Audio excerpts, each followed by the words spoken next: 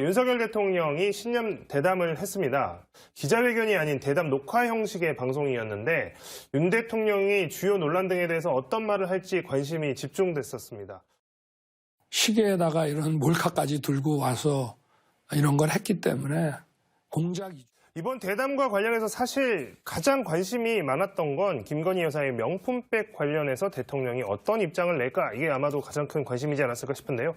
결국 사과는 없었고 정치 공작이었다고 이렇게 규정을 했습니다. 이건 대통령의 신년 대담 혹은 신년 기자회견을 보는 게 아니고 마치 대통령 홍보를 위한 예능 프로그램을 보는 것 같더라고요.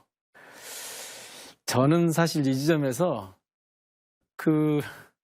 명품백이라고 안 쓰잖아요. 파우치라고 하잖아요. 질문하는 기자가 파우치라고 하잖아요. 다 온 국민이 명품백이라는데 파우치라고 한다.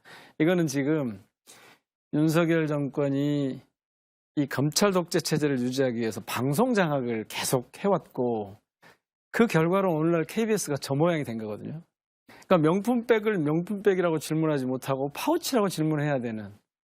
그러니까 이분들이 보니까 총선 앞두고 방송 장악을 하고 그다음에 이제 대통령 이미지를 어떻게든 바꿔보려고 하도 지지율이 안 나오니까 그러려고 세상에 신년 기자들하고 하는 신년 회견을 안 하고 대신 그것도 외주를 줬대요. 저 녹화 대담하는 거를. 그래서 그 노조는 내부에서 그런 얘기를 하더라고요. 이게 은밀하게 군사작전 하듯 진행됐다. 그러니까 저렇게 자신이 없으면 저렇게 언론을 이용해서 정권을 유지해 가려고 방송장을 해서 다 알고 계시잖아요. 얼마나 지금 저분들이 대한민국의 방송을 망가뜨려 놨는지, 공영방송을 어떻게 망가뜨려 놨는지 다 보셨을 겁니다. 제가 마치 과방이어가지고 그 현장을 계속 봤을 거 아닙니까? 정말 해도 너무한다.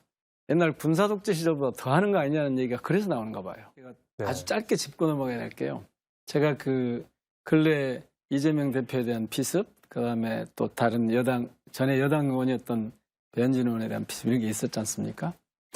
깜짝 놀랐어요. 거기에 대한 언급을 하는데 한마디의 위로나 따뜻함이나 이런 게 전혀 없더라고요. 그래서 아무리 정권이 비정해도 그렇지 우선 그런 얘기를 하려면 위로부터 하고 시작하는 거거든요.